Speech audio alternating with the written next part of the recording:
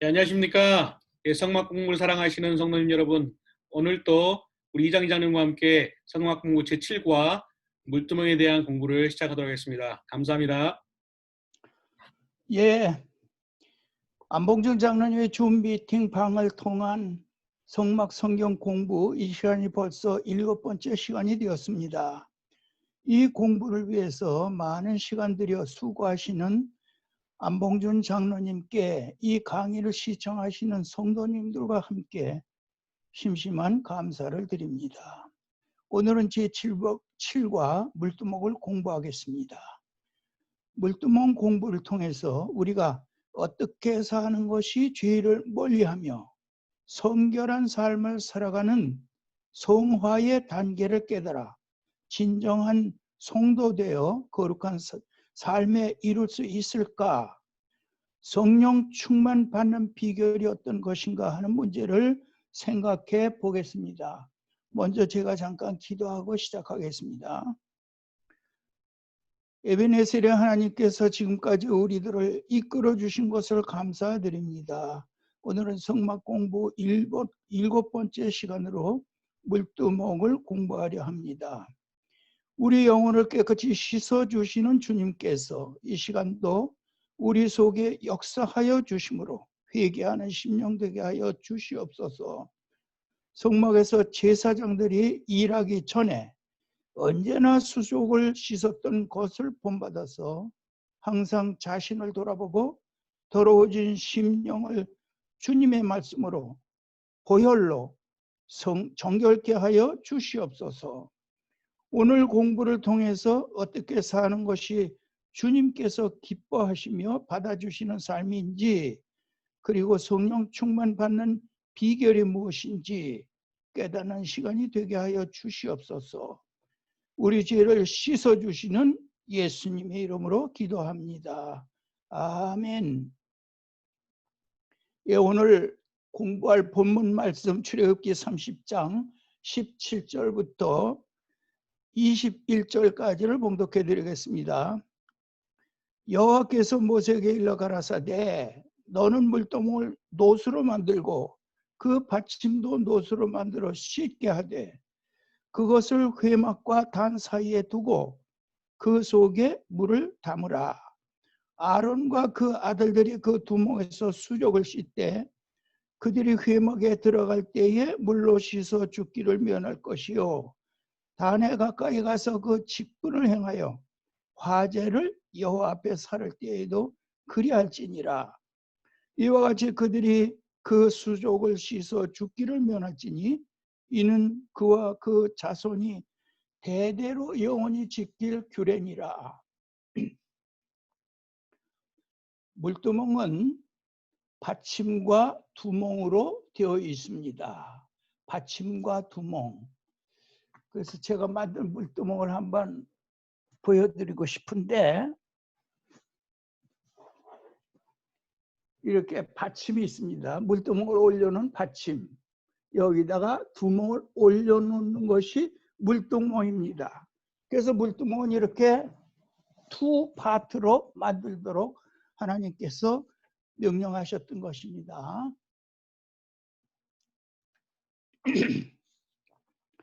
몇 년 전에 제가 바하마 크루즈 여행을 다녀왔습니다.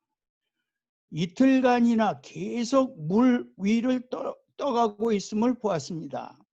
아침 먹고 가판에 나가보면 사방에 물, 자다가 나와봐도 보이는 것은 바다 물뿐이었습니다. 저는 바다가 그렇게 넓고 지구상에 그렇게 많은 물이 있다니 정말로 놀랍다 생각해 보았습니다. 그런데 우리 인간의 몸도 체중의 70%가 물이라고 합니다. 물은 우리의 생명입니다. 예수님께서 나는 생명의 물이라고 말씀하셨습니다. 물은 고체, 기체, 액체 이 세 가지로 되어 있음과 같이 하나님은 삼위일체 성부, 성자, 성령의 하나님이십니다. 성경학자들의 말씀은 성경에서 물두멍의 물은 말씀과 성령으로 해석한다고 합니다. 물두멍의 물을 말씀으로 또는 성령으로 해석할 수 있다고 하는 것입니다. 제사장들이 물두멍에서 계속 수족을 씻었던 것과 같이 현대 성도들은 항상 말씀을 읽고 공부하고 암송하고 연구 묵상할 때에 죄가 씻기는 것입니다. 말씀을 깨달아갈 때에 죄도 깨달아지며 결과적으로 죄를 점점 멀리하게 되는 것입니다. 말씀을 모르고는 죄가 죄인지도 모르게 되는 것입니다.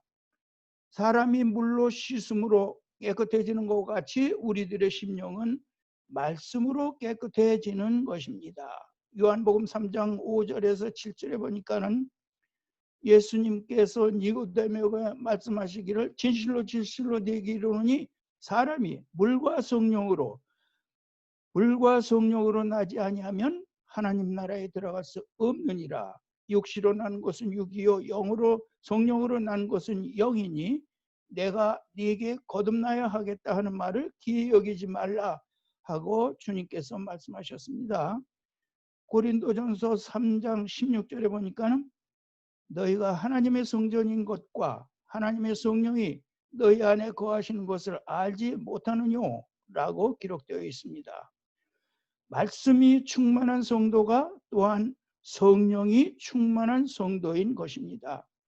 아울러 심령이 새롭게 되어 점점 더 성령의 능력을 힘입는 성도가 되어서 거룩한 삶을 살아가게 되는 것입니다.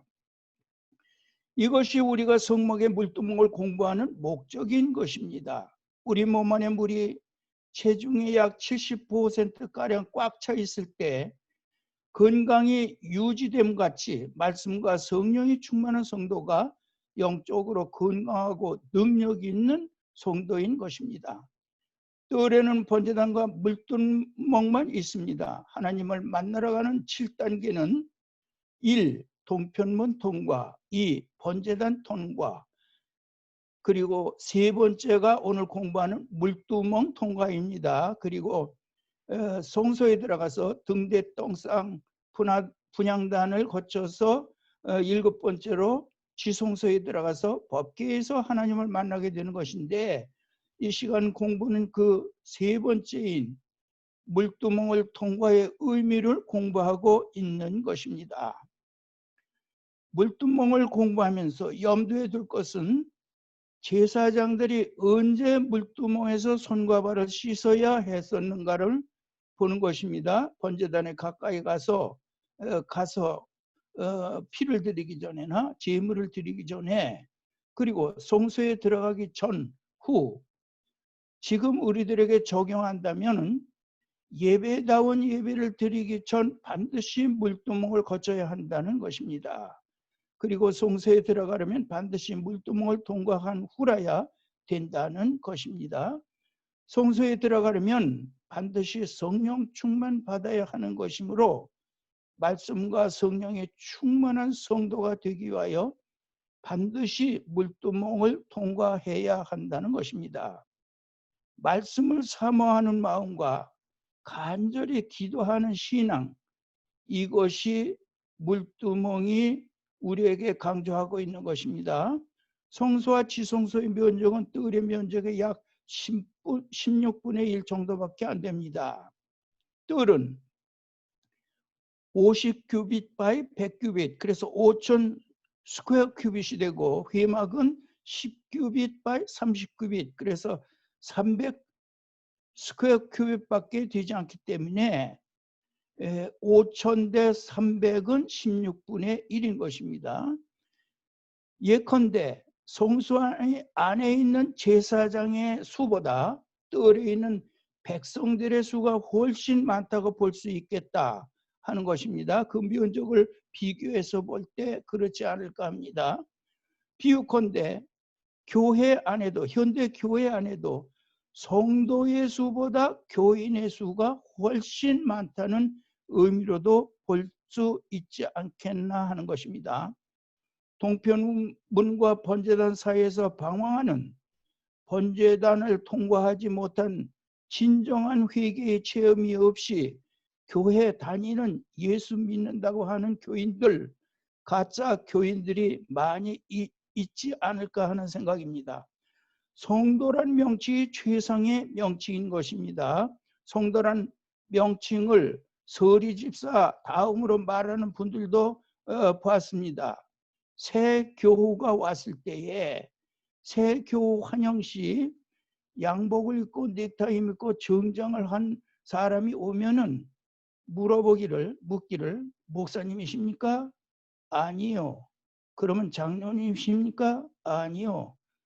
그러면 집사님이십니까? 아니요. 그러면 성도님이시군요. 하는 그런 분들을 제가 보았습니다. 어떻게 성도를 서리 집사 밑에다 둡니까? 그것은 잘못된 말씀이라고 보는 것입니다. 번제단의 교훈은 죄를 버리는 것입니다. 물두멍의 교훈은 계속 말씀 보고 기도하고 회개함으로 성도가 되어지는 성화의 단계에 이르게 된다는 것입니다. 그리하여 물두멍에서 성령 충만받는 자만이 성소에 들어갈 수가 있게 되는 것입니다. 성령의 기름 부음 받은 자만이 성소에 들어가 등대 떡상 분향단의 삶을 살 수 있게 되는 것입니다. 이제 다음 주부터는 성소에 들어갈 터인데 말씀 보고 또 기도하고 준비하고 우리가 다음 주부터 성소에 들어갈 준비를 하고 오시기를 바랍니다. 성소는 성령의 사역장입니다. 성소 안에 세 가지는 모두 기름과 연결되어 있습니다. 기름은 성령을 상징하는 것입니다. 등대에서 빛된 생활, 떡상에서 말씀 생활, 분향단에서 기도 생활을 하려면 성령 충만 없이는 불가능하다 하겠습니다. 그래서 이제 오늘 본문 말씀을 한번 살펴보도록 하겠습니다. 18절 말씀에 보니까는 너는 물두멍을 노수로 만들고 그 받침도 노수로 만들어서 씻게 하되 그것을 회막과 단 사이에 두고 그 속에 물을 담으라 했죠. 그런데 우선 재료는 여인들이 바친 놋 거울이었던 것입니다. 이 놋 거울이 무엇이냐 하면은 애굽에서 이제 지위 높은 사람들 또는 재벌 부인들, 고관 대학들의 부인들만이 가지고 사용했던 놋 거울인데 지금 우리가 거울로 된 아주 맑은 거울을 가지고 있지만은 유리로 된 거울을 가지고 있지만은 이때까지는 그런 유리 거울이 없었기 때문에 놋쇠를 아주 바짝바짝하게 잘 닦아서 그것을 거울로 사용했다는 것입니다. 그와 같은 것이 그렇게 값비싼 귀중품들을 이스라엘 여인들이 애굽 사람들에게 달라고 하면은 그대로 주었기 때문에 그것을 가지고 나왔는데 그는 정말로 값비싼 귀중품이었는데 그것을 성막을 만들 때에 바치라 해서 바쳤더니 그것으로 물두멍을 만들었다 그것입니다. 물을 담아 씻게 하되 물두멍의 용도는 물을 담아 놓았다가 제사장들이 그 물로 수족을 씻는데 그 목적이 있었던 것입니다.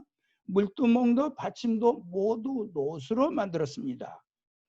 물두멍의 위치는 회막과 단 사이에 들어가는데 회막이 무엇이냐 하면은 우리가 지난 5가에서 배운 회막, 그래서 널판으로 둘러있고 덮개로 덮여 있었던 그 회막을 말하는 것입니다. 회막과 단 사이에 놓으라고 했는데 단이 무엇이냐 하면은 지난주에 우리가 번제단을 배웠지요. 번제단을 배울 때에 번제단의 이름이 5가지가 있다고 했습니다. 번제단, 놋제단, 제단, 놋단, 단 이렇게 5가지가 다 번제단을 말하는 것인데 여기서 지금 단이라고 나와 있지 않습니까? 그것이 번제단을 말하는 것입니다. 그 속에 물을 담으라. 물은 성경학자들이 말씀으로 해석하기도 하고 성령으로 해석하기도 하고 그래서 말씀과 성령, 물두멍의 그거는 말씀을 씻음받고 성령 충만받아야 성소에 들어갈 자가 된다 하는 것입니다. 성소는 성령 받은 자들이 삶을 교훈하고 있기 때문에 성소와는 기름과 연결되어 있기 때문에 명절 끝날 곧 큰 날에 예수께서 서서 외쳐 이르시되 누구든지 목마르거든 내게로 와서 마시라. 나는 나를 믿는 자는 성경의 이름과 같이 그 배에서 생수의 강이 흘러나오리라 하시니 이는 그를 믿는 자들이 받을 성령을 가르쳐 말씀하신 것이다. 그래서 예수님께서 생수 즉 물, 이 물두멍의 물은 믿는 자들이 받을 성령을 가리킨다고 주님께서 말씀하셨습니다. 오늘 물두멍 공부의 핵심이 되는 것입니다. 그 다음에 19절을 보겠습니다. 아론과 그 아들들이 그 두멍에서 수족을 씻되 그랬습니다. 그래서 여기 아론이 나오는데 아론이 누구냐 하면 대제사장이었습니다. 제1대 대제사장 아론이었던 것입니다. 그래서 이 아론이라는 이름은 모든 제사장들의 대표가 되는 것입니다. 모든 제사장들의 대표자 아론, 그가 물두멍에서 수족을 닦아야 한다는 것입니다. 대제사장인 아론도 물두멍에서 씻지 않고는 성막에서 일할 수가 없었던 것입니다. 그 다음에 아들들이라고 나오지요. 근데 아들들은 제사장들이었습니다. 아론의 아들들은 잘 아시는 대로 나답과 아비후와 엘르아살과 이다말, 그래서 이 네 아들이 다 초대 제일 처음으로 된 제사장들이었습니다. 그런데 그 시대에 이 네 사람만이 제사장이 아니고 8,580명이 있었습니다. 그래서 이 8,580명의 제사장들의 대표자가 이 아들들로 볼 수가 있는 것입니다. 근데 수족을 닦으라 그래서 수족을. 그래서 수족이라는 것은 손과 발이지요. 손만 씻는 것이 아니라 발도 씻어야 했던 것입니다. 왜 손과 발을 씻었을까? 그것은 외부와 접촉으로 오염되기 쉬운 지체이기 때문이었던 것입니다. 씻는 방법은 컵으로 물을 떠서 손과 발에 붓는 것이었던 겁니다. 20절을 보겠습니다. 그들이 회막에 들어갈 때에 물로 씻어 죽기를 면할 것이요 단에 가까이 가서 그 직분을 행하여 화제를 여 앞에 살을 때에도 그리할지니라. 여기도 그들이 또 나옵니다. 제사장들을 말하는 것이죠. 그래서 제사장들이 들만이 물두멍에 접근해서 수족을 씻었던 것입니다. 일반 백성들은 물두멍에 접촉 금지입니다. 제물을 여호와 앞에 살을 때에도 그리할지니라. 그것은 수족을 씻는 일을 하라 그 말씀인 것입니다. 그 다음에 회막이라는 단어가 여기 또 나오죠. 그래서 이제는 여러분들이 다 기억을 하실 줄 압니다. 성소와 지성소를 회막이라고 하는데 성소에 들어가기 전과 나와서 반드시 수족을 씻어야 했던 것입니다. 회막에 대해서는 제5과에서 널판과 덮개를 공부할 때에 자세히 여러분들에게 말씀드렸습니다. 그러니까 성경을 읽다가 회막이라는 단어가 나오면은 제5과를 꼭 기억하시기 바랍니다. 그 다음에 단이라는 단어가 또 나왔죠. 단. 아까 말씀드린 대로 단이라는 것은 번제단을 말한다 하겠습니다. 번제단에 가까이 가기 전에 피를 가지고 가기 전이나 제물을 가지고 전에 반드시 물두멍에서 수족을 씻어야 했던 것입니다. 그 다음에 화제라는 단어가 나오는데 화제는 불태워서 제물을 불태워서 드리는 제사를 화제라 하지 않습니까? 그래서 제사 드리는 방법이 4가지가 있었는데 화제, 전제, 요제, 거제. 그래서 그 중에서 화제를 드릴 때에 번제단에 화제를 드릴 때에 먼저 물두멍에 가서 수족을 씻고 그 일을 해야 했던 것입니다. 그리할지니라 수족을 물로 씻는 일을 물두멍에서 수족을 씻는 일을 하라. 그런 하나님의 명령의 말씀입니다. 물로 씻어 죽기를 면할 것이요 그 일을 하기 전에 물로 수족을 씻지 않으면 죽는다. 그 말씀입니다. 그 일이란 무엇인가? 세 가지가 있는데 첫째로 성소에 들어가기 전과 나와서 물두멍에서 수족을 씻어야 했던 것입니다. 두 번째는 번제단에 피를 뿌리러 가야 할 때에 그런 제주가 제물을 이제 목을 따서 피를 받아가지고 제사장이 주면은 제사장이 번제단 사면에 갖다 뿌려야 되는데 그 일을 하기 전에 반드시 먼저 물두멍에 가서 수족을 씻고 그 일을 했다 그것입니다. 번제단에 제물을 가져다 올려놓으려 할 때에 그럼 제주가 이제 제물의 껍질을 벗기고 각을 떠서 대에 담아주면은 제사장이 그것을 갖다가 번제단에 올려놓아야 되는데 그 일을 하기 전에 반드시 물두멍에 가서 수족을 닦아야 된다 것입니다. 그렇게 하지 않으면은 죽었던 것입니다. 하나님께서 엄중하게 이제 그렇게 하지 않으면은 죽을 것이다 하는 말씀을 했지만은 기록에 보면은 죽은 자가 한 번도 없었던 것 같습니다. 21절을 보겠습니다. 이와 같이 그들이 수족을 씻어 죽기를 면할지니 이는 그와 그 자손이 대대로 영원히 지킬 규례니라 했습니다. 그래서 여기서 또 몇 가지 단어를 살펴보기로 하겠습니다. 역시 그들이 그는 제사장들을 말하는 것입니다. 죽기를 면할지니 그렇게 하지 않으면 죽는다 것입니다.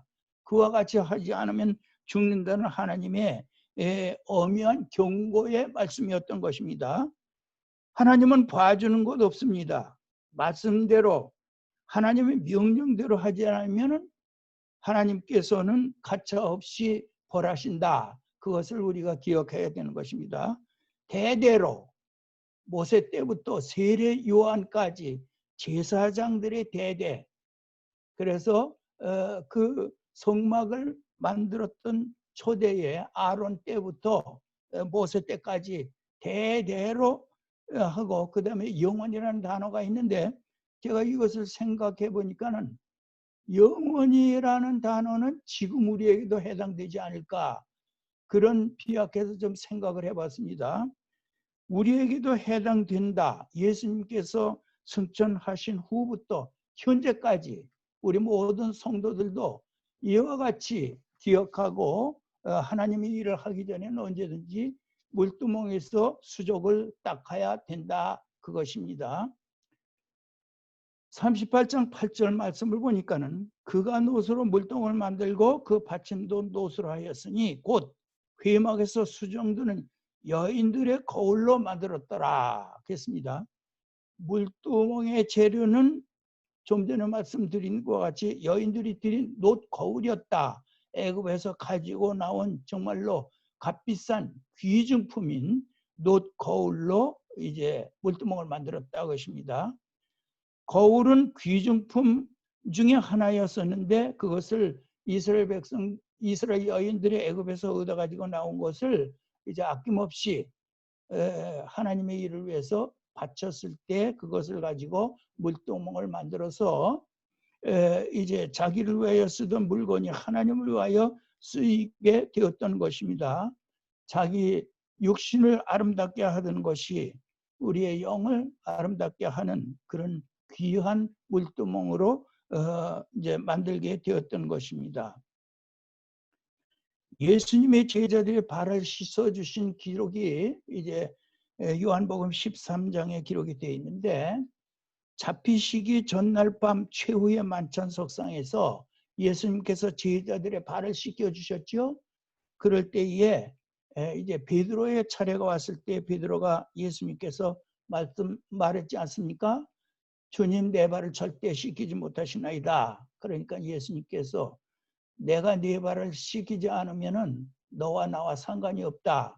그 말을 하실 때에 베드로가 예수님한테 그러면은 나의 머리부터 온 몸을 다 씻어 주시옵소서 했을 때에 예수님께서 대답하신 말씀이 이미 목욕한 자는 발밖에 씻을 필요가 없느니라.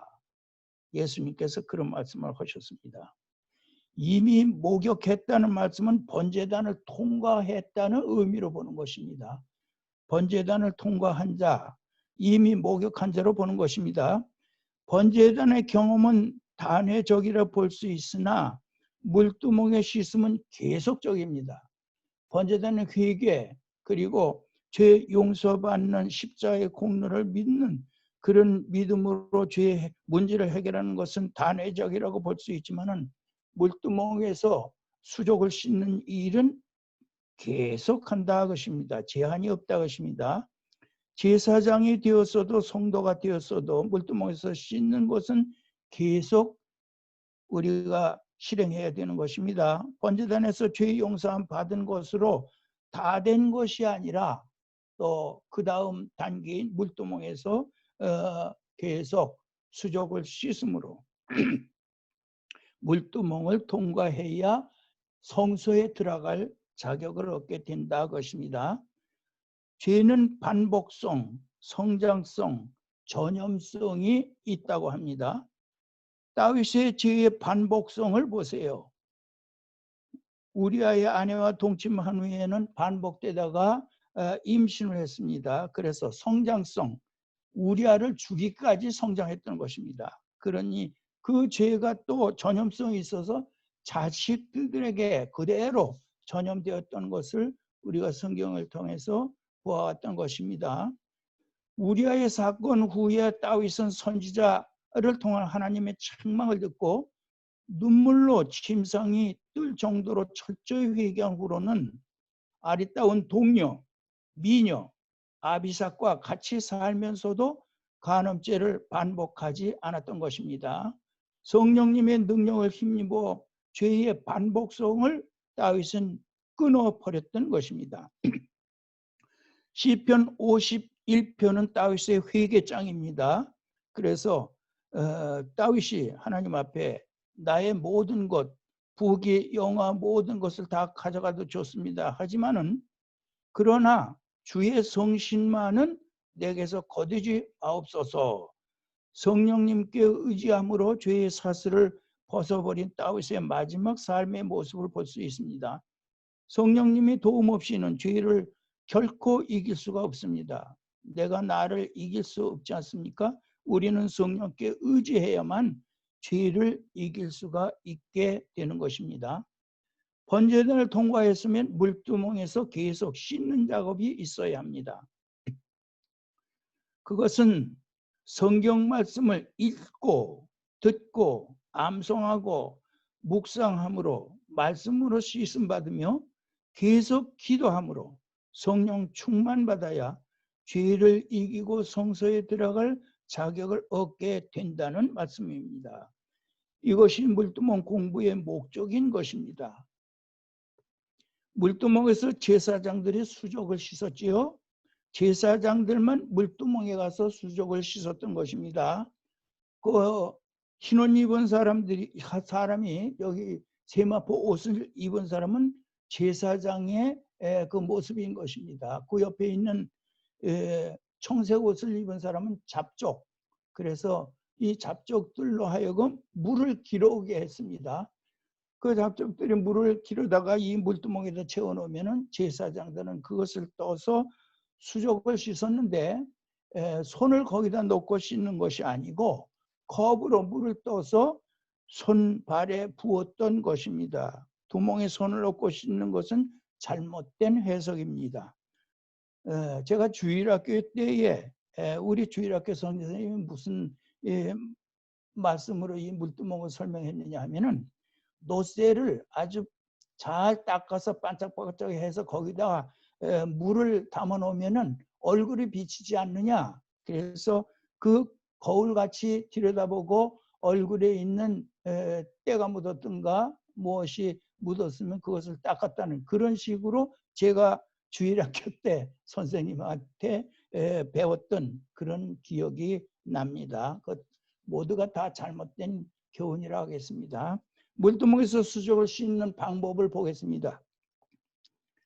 좌측에는 손을 물두멍에 넣고 씻으면, 여러분 저렇게 하면 나중 사람들은 어떻게 됐습니까? 많은 계속해서 이와 같이 물두멍에다 손을 넣고 씻으면은 나중에는 물이 얼마나 지저분하겠습니까? 때국물이 되지 않겠습니까? 그래서 이렇게 하면 안 되는데, 수족을 씻으라 했기 때문에 발을 씻기 위해서 또 밑에다 물을 담아 놓게 그렇게 만든 것 같습니다. 하지만 이것은 잘못된 교훈입니다. 우측 그림을 보세요. 물을 컵으로 떠서 손과 발에다 붓는 것입니다. 때를 씻자는 것이 아니고 하나의 예식입니다. 그래서 그렇게 물을 떠서 손과 발에다가 붓는 것이 씻는 것입니다. 좌측같이 해서는 안 되는 것입니다. 물두멍의 재료는 지금까지 말씀드린 대로 놋으로 만들었다. 근데 그 놋은 여인들이 바친 놋 거울로 애굽에서 귀빈들만이 가지고 사용했던 아주 귀중품인 그 놋 거울을 녹여서 이 물두멍을 만들었다고 보시면 되겠습니다. 놋은 속죄와 심판의 상징인 것입니다. 성경에서. 번제단은 예수님의 십자가의 보혈의 상징인 것입니다. 짐승의 피가 아닌 예수님의 피로 번제단의 온 인류의 죄를 도말해 주셨던 것입니다. 물두멍의 물은 십자가에서 쏟아진 물로서 우리를 깨끗게 하시는, 우리를 정결케 하는 능력이 있습니다. 십자가에서 군병들이 창으로 예수님의 옆구리를 찌를 때에 물과 피가 나오지 않았습니까? 그 예수님의 물이 우리의 심령을 깨끗게 하시는 그런 능력이 있는 물인 것입니다. 번제단 통과의 체험은 꼭 필요하고 그 후에도 계속 손발을 씻는 것이 필요하여 번제단을 통과했으면 물두멍도 통과해야만, 물두멍을 통과한다는 말은 무엇이냐 하면은 그렇게 계속해서 손과 발을 씻어야 한다.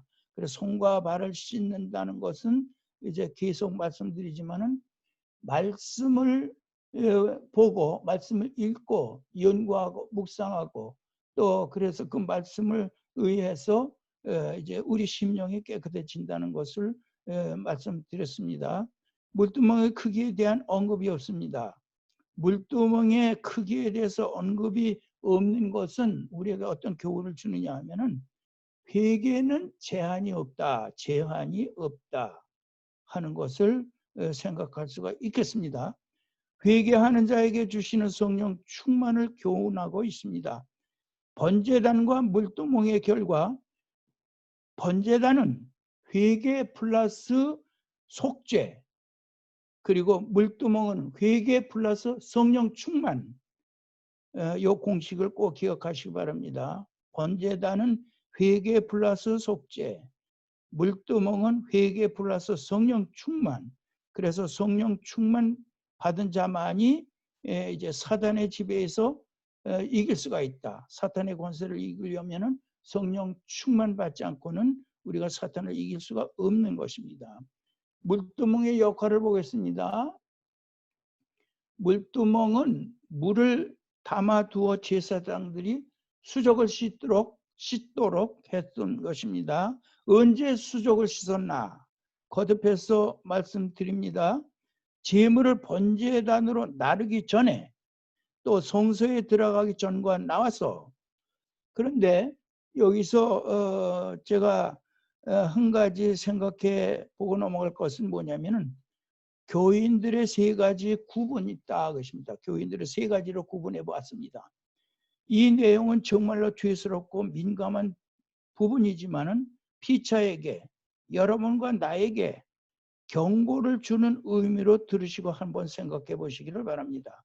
영적인 문제이기 때문에 인간은 누구인지 알지 못하지만은 제가 말하는 것은 교인 중에는 세 가지 부류가 있다 것입니다.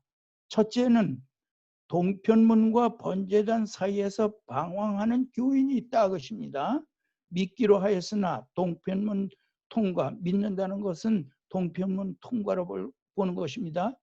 진정한 회개가 없는 자들, 진정으로 번제단에 가서 예수님 십자가 앞에 가서 통회하고 자박하고 그런 회개의 체험이 없는 교인의 상당수가 여기에서 방황하고 있다고 하겠습니다. 번제단을 통과하지 못하고 그런 상태로 번제단과 그 동편 문 사이에서 방황하는, 뜰에서 방황하는 그런 교인들이 교회에는 많이 있다 하겠습니다. 두 번째 부류의 교인들도 있습니다. 번제단과 물두멍 사이에서 방황하는 교인들도 있다 하겠습니다. 번제단은 통과했는데 물두멍을 통과하지 못한 교인들, 십자가 공로는 믿으나 성령 충만 받지 못한 교인들은 성경을 가까이 하지도 않고 기도 생활도 없는 교회 다니는 분들, 그래서 회개가 무엇인지 또는 성경 통독이 무엇인지, 기도가 어떤 것인지, 헌금을 어떻게 해야 되는지 그런 것들도 모르는 교인들이 교회에는 많이 있다. 그런 분을 번제단과 물두멍 사이에서 방황하는 교인이라고 생각해 볼 수가 있겠습니다. 세 번째로 법궤까지 도달한 성도가 있습니다. 그런 분들을 성도라고 하는 것입니다. 7가지 단계를 모두 통과한 진정한 구원받은 참 성도들을 일컬어서 이제 지성소까지 또 법궤까지 도달한 성도로 보는 것입니다. 동편문을 통과했다는 의미는, 동편문을 통과했다는 것은 예수님을 나의 구주로 믿기로 작정하고 세례받고 또 교회 다니고 또 집사 되고 또 장로도 되고 권사도 되고 목사 되고 박사도 되고 그런 분들, 두 번째 부류에 속한 성도들을 말하는 것입니다. 번제단을 통과했다는 말은 십자가 앞에 나아가 철저히 회개하고 죄에서 해방된 참 성도들을 의미하는 것입니다. 세 번째 단계는 물두멍 통과입니다. 이제 동편문을 통과하고 예수 믿기로 작정해서 교회 다니고 또 번제단을 통과하고 철저한 회개의 체험이 있는 그런 사죄받은 성도들, 그런 이제 세 번째가 무엇이냐면 물두멍을 통과해야 되는데 물두멍에서 성령 충만받고 성령의 사역장인 성소에 들어가서 등대에서 빛된 생활을 하고 떡상에서 말씀 먹고 영적 건강을 얻으며 분향단에서 기도하고 지성소에 들어가 법궤 앞에서 하나님을 만나 천국에 이른 참으로 구원받은 참 성도들을 의미하는 것입니다. 그래서 이제 시간이 많이 가는데 물두멍의 크기는 보겠습니다. 물두멍의 크기는 언급이 없습니다. 성경에 물두멍을 몇 큐빗으로 해라 그런 언급이 없습니다. 다른 성물들은 사이즈가 있는데 물두멍은 몇 큐빗으로 하라는 사이즈가 없습니다. 만드는 사람들의 영감에 의해서 만들도록 되어 있습니다. 이는 성도들의 다양성을 의미한다고 하겠습니다. 몇 번 씻어야 한다는 말씀도 없습니다. 시간 제한도 없습니다. 제한이 없다 것입니다. 물두멍에서. 그 물두멍에서 하는 일은 손발을 닦는 것인데 그것은 뭐 하루에 10번을 씻어라 그런 제한이 없고 제한이 없이 수도 없이 우리가 계속 씻어야 된다는 것입니다. 회개는 제한이 없다는 암시를 주는 것입니다. 말씀 보고 성경 연구하고 또 하나님의 말씀을 묵상하고 암송도 하고 그런 일에는 제한이 없다. 그런 말씀인 것입니다. 성경을 통독 몇 번 하라. 그런 제한이 없습니다. 기도는 하루에 몇 번 해라. 그런 말씀도 없습니다. 그러니까는 물두멍의 사이즈는 말씀이 없고 이제 만드는 사람의 영감에 의해서 그렇게 만들도록 하나님께서 만드셨던 것입니다. 회개는 제한이 없다는 암시를 줍니다. 이제 성소에 들어가 경건 생활을 하려면 물두멍에서 계속 씻어야 했던 것입니다. 물두멍에서 성령 충만 받는 자만이 성소에 들어갈 자격을 얻게 되는 것입니다. 예, 그래서 오늘 물두멍 공부의 결론은 말씀 공부와 기도 생활로 성령의 충만한 성도의 삶을 사는 것을 우리가 물두멍을 통해서 공부를 했습니다. 이상으로 오늘 제7과 물두멍 공부를 모두 마치겠습니다. 지금까지 부족한 저의 강의를 끝까지 들어주신 성도 여러분들에게 감사를 드립니다. 할렐루야!